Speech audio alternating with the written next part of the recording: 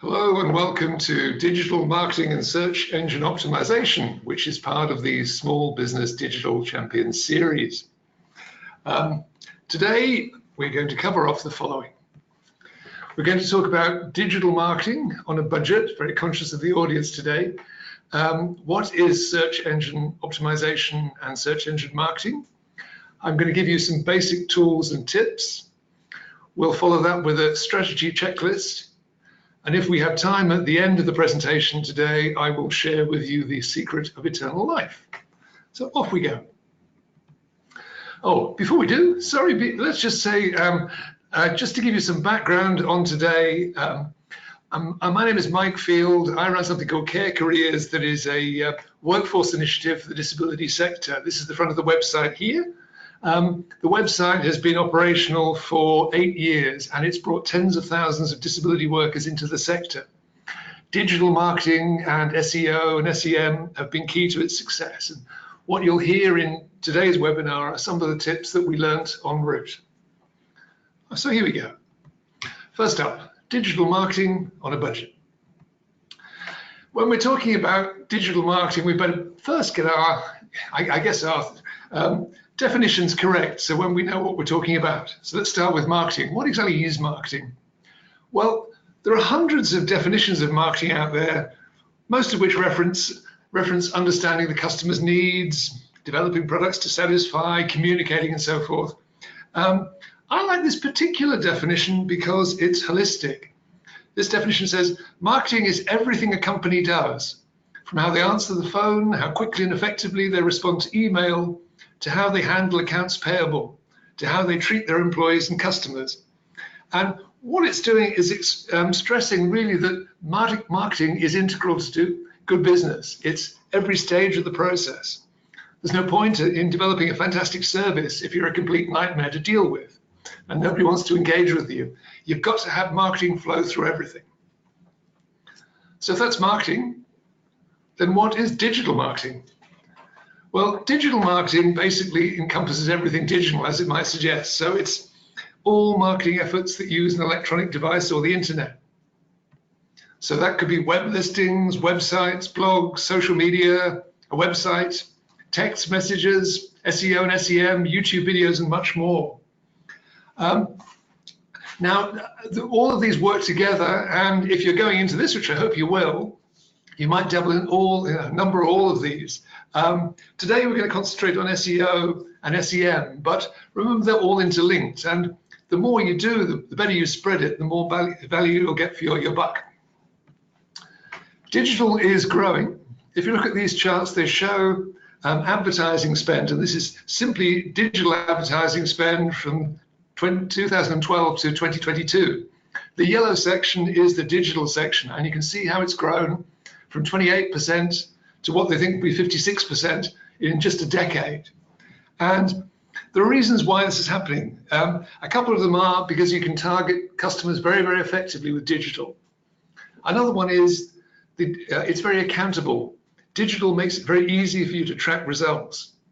Now, so we're talking big dollars here, but it's important to make the point that you don't need big dollars to get into this market. You can start with very small budgets. In fact, everything we're going to talk to you about today is either free or will cost you very, very little, apart from your time. Okay. So we've talked about what digital marketing is. Now on to what is SEO, search engine optimization, and what is SEM? SEO. Let's start with search engine optimization. Okay, the formal definition here is the practice of increasing the quantity and quality of traffic to your website through organic search results. Think of that quite simply, aka making your web content easy to find. You've got a great website, you're really happy with it, it's developing great, demonstrating great products, your services, you need people to see it. SEO will help you get there. Now SEO, it might sound daunting, but actually it can be very easy.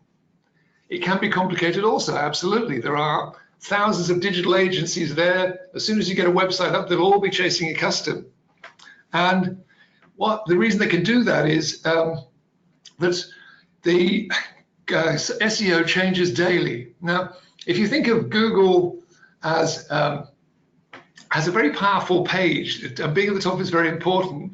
So they can't make it easy. And so the Google algorithm is a secret, basically, is the recipe for Coca-Cola or Kentucky Fried Chicken. The difference being that it changes all the time. Lots of agencies are constantly trying to find out that algorithm so they can get their clients to the top of the list. So Google needs to constantly move to make it hard for them. There is certainly a market for lots of agencies, but an important element of this is that the basics of SEO are pretty simple and they don't change. So think of the old 80-20 thing. If you learn the basics, you'll be 80% of the way there yourself. You can do that by yourself. So that's SEO. And there's also SEM, search engine marketing. And what this is, again, the definition is researching, submitting, positioning of a website within search engines to achieve maximum visibility and increase your share of paid and or unpaid organic traffic referrals from search engines. And what that means, just in basic language, is having learned your SEO expertise, you're using in advertising campaigns. This is very much a stage 2. If you know the basics, it's easy to move into that area. Today, we'll concentrate on stage 1. If you want to see more simply and visually what are SEM and SEO, you can see it on this page from Google. The inquirer has put in the question, what career suits me, and got these results.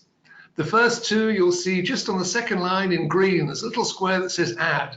That's the giveaway. They're advertisements, they're paid for. That's search engine marketing. The ones below that don't have the ad are what are the so-called organic results. They're there because they're the best answer, according to Google.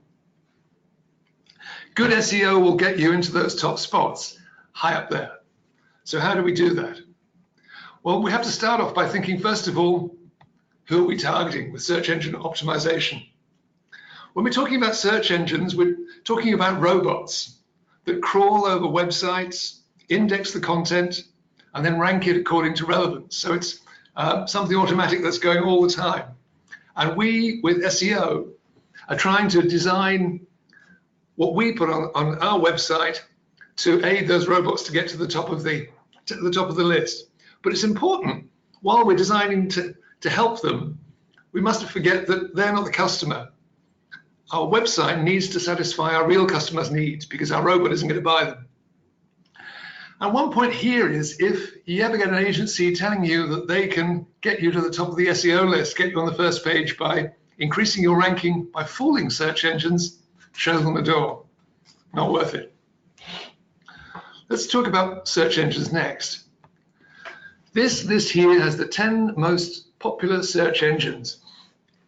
Now, if you've not heard of half of the names on this list, it's not really surprising, because the reality is one of them is so dominant that if you can design for that, you pretty much have it covered. Google and its surrogates, Google Maps and YouTube, which is part of the Google empire, between them account for over 90% of searches done on the web. So they're extraordinarily dominant. And basically, if we think search engine equals Google, we'll be fine. That's the way we're going to work today. So the next content is some basic tools and tips of SEO. First up, it's a flippant title, but let Google seduce you. If, as I've said, they're the very dominant search engine, then really, basically we will go with them and use their skills to develop our own. It's in Google's interest to keep you locked into Google, therefore they can give you tools that will increase your ability to use them, and very good tools they are too. If you start with a website called Grow with Google, you'll find a great array of free tools and little videos that you can learn how to use their product. And it's one of those things that you can just immerse yourself as much as you like, basically. There's an awful lot of good information there. Good place to start. But at the very beginning of that, the very first when you get to that page is this one.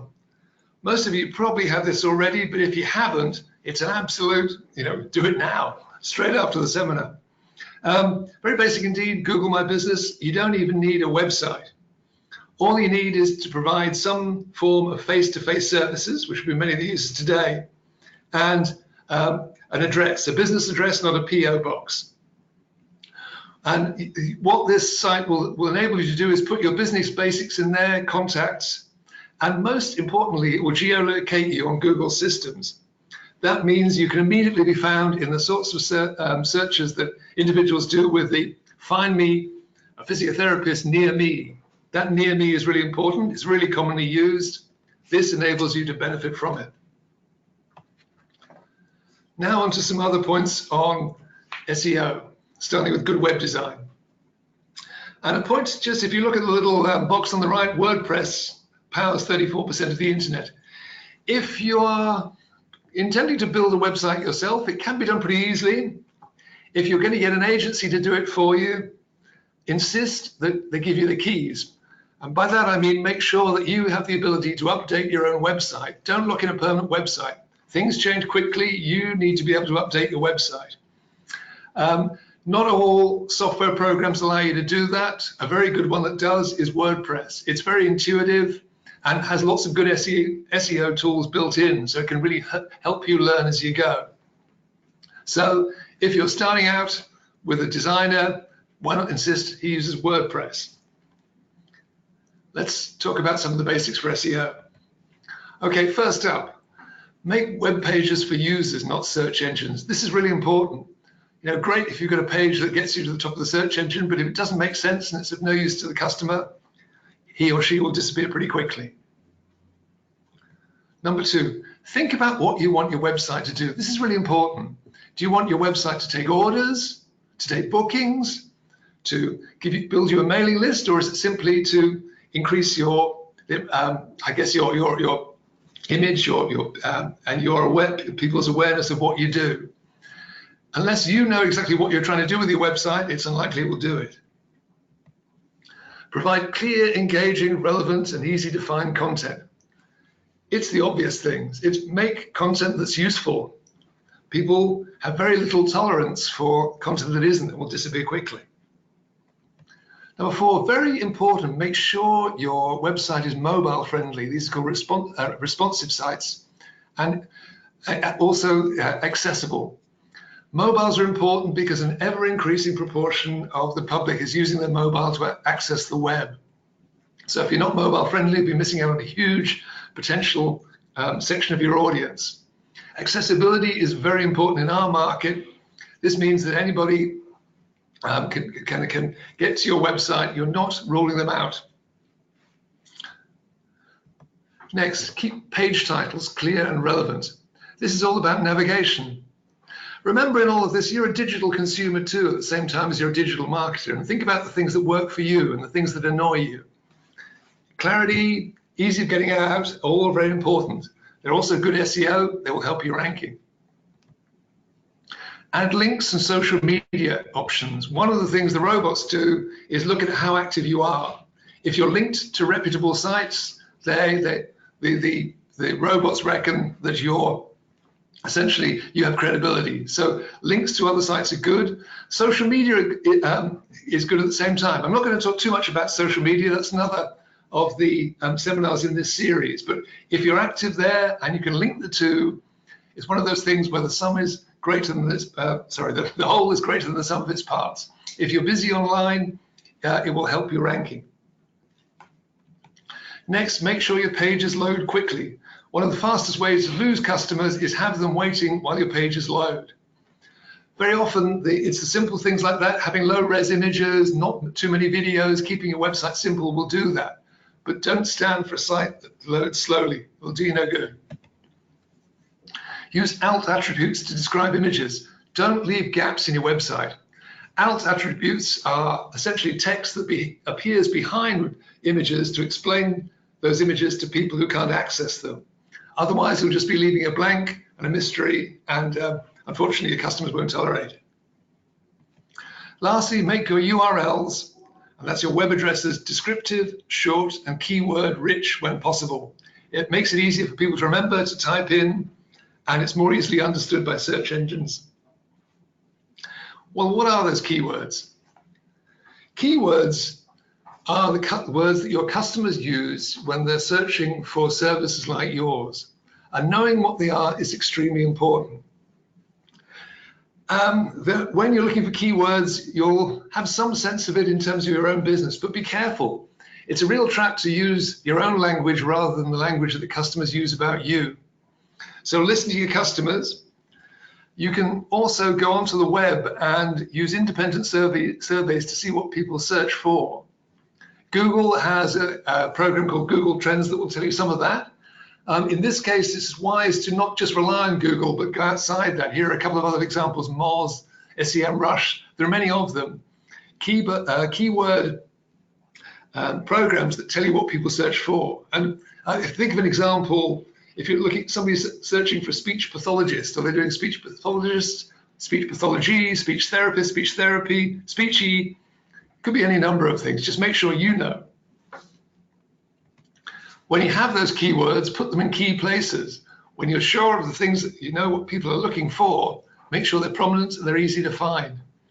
If you look at this example, it's for Let's Talk Disability, which is an exciting program we run of disability awareness workshops featuring and led by people with disability. People searching for products like ours are usually putting in something like disability awareness training. So what do we have? If you look at this website here, disability awareness training appears not only very prominently on the page, which is would help somebody searching for that instantly to know they're in the right spot. It also appears in the top line in the URL, letstalkdisability.com.au, what we do, disability awareness training. We put this site up just a couple of months ago, and it was on the page within days, a sign of really good SEO on this particular page. Okay, this next one is again slightly tongue-in-cheek, but I talked in the previous couple of slides about finding keywords and using free programs. Are they free? Yeah, not always. They actually want something in return, and it's usually your contact details. Let them have them. It's a price worth paying for valuable tools.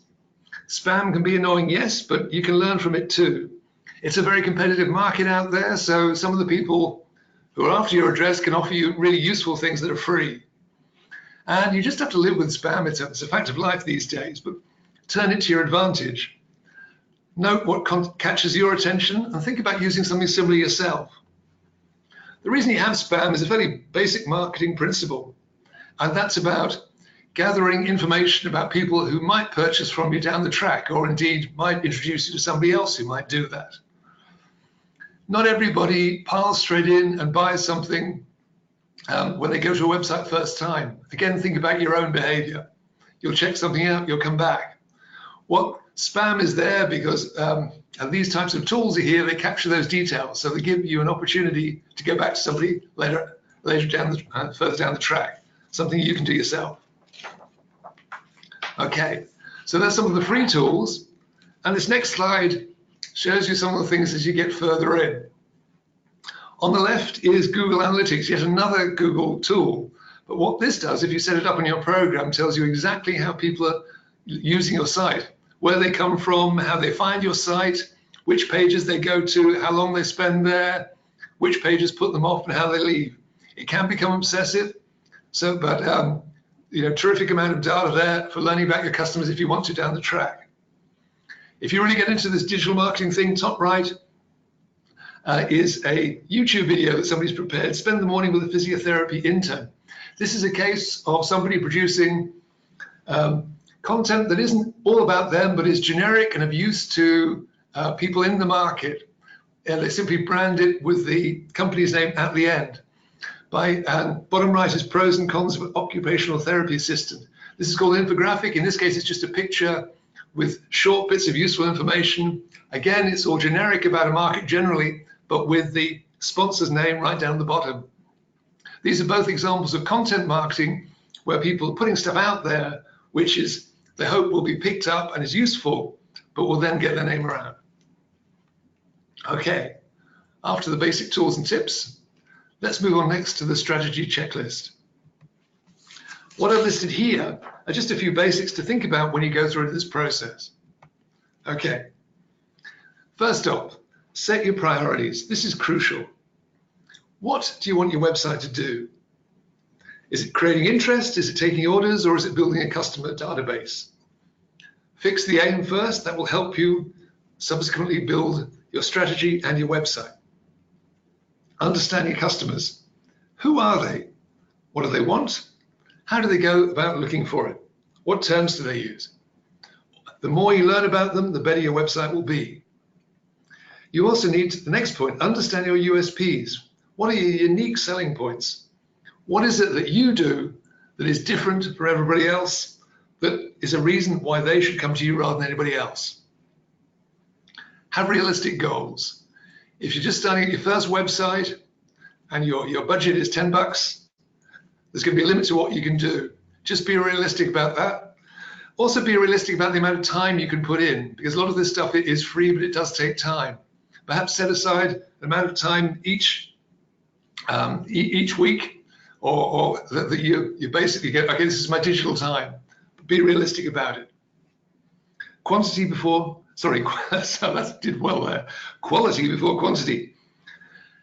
You can get bemused by numbers in this kind of market.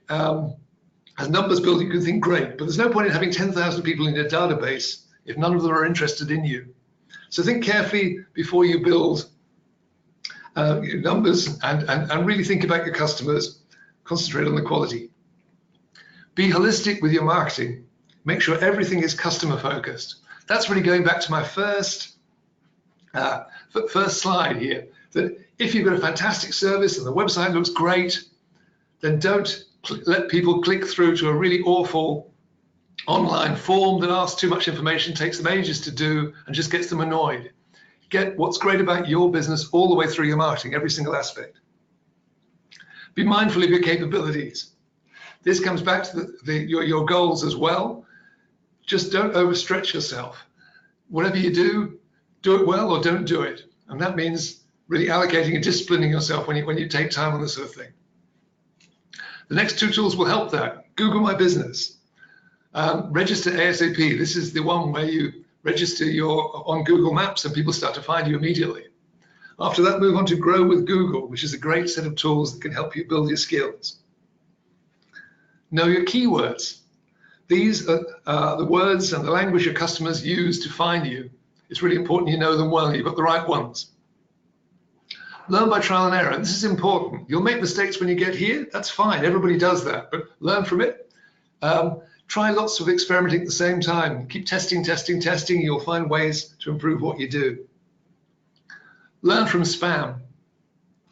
It's worth the tedium to find the occasional gem. Yes, it'll clog up your inbox, but every once in a while you'll find something that's really worth a great idea you can use yourself, really worth doing.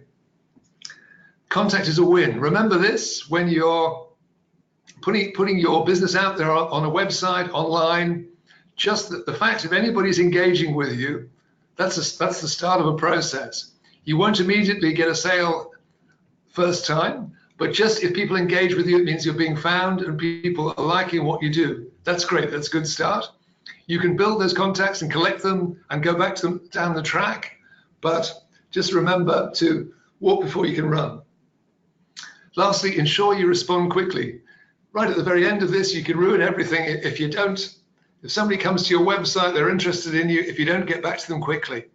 Customer response, whether it's on your Facebook or your emails or however, it's all part of the marketing process.